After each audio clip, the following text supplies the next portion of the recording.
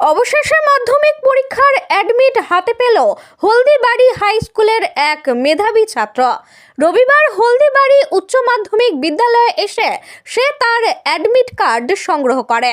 প্রসঙ্গত উল্লেখ্য, এবছর স্কুলের ৩০০ জন পরীক্ষার্থীর মধ্যে ২৯৯ জনের অ্যাডমিট কার্ড পায়। শুধুমাত্র শুভ রায়ের অ্যাডমিট আসেনি। এদিকে এক মেধাবী ছাত্র অ্যাডমিট না পাওয়ায় ক্ষোভে ফেটে পড়েছে হলদিবাড়ির শিক্ষানুরাগী সহ বিভিন্ন মহল। জানা যায়, পোর্টালের জন্য কোচবিহার জেলায় মোট ১৩ জন মাধ্যমিকের অ্যাডমিট পায়নি। এ নিয়ে হাইকোর্ট পর্যন্ত গড়ায় বিষয়টি। শেষে হাইকোর্টের নির্দেশে পোর্টাল খুলে দেওয়া হয়। যারা অ্যাডমিট পায়নি অ্যাডমিটের জন্য অ্যাপ্লাই করে, এর জন্য অবশ্য স্কুল কর্তৃপক্ষকে ফাইন ভরতে হয়।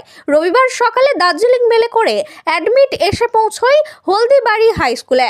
তারপর সকাল 11:30 নাগাদ ওই ছাত্রের হাতে অ্যাডমিট তুলে দেয় স্কুল কর্তৃপক্ষ।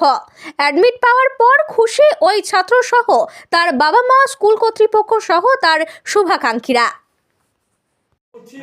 পরীক্ষাটা ভালো হোক।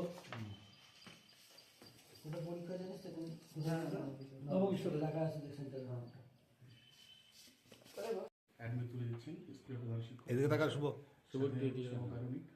এবং শুভর বাবা আর শুভ নিজে আছে, আপনারা দেখতে পাচ্ছেন। পরীক্ষাটা ভালো হোক।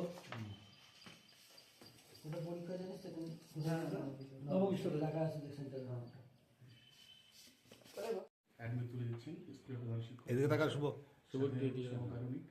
এবং শুভর বাবা আর শুভ নিজেই আছে, আপনারা দেখতে পাচ্ছেন।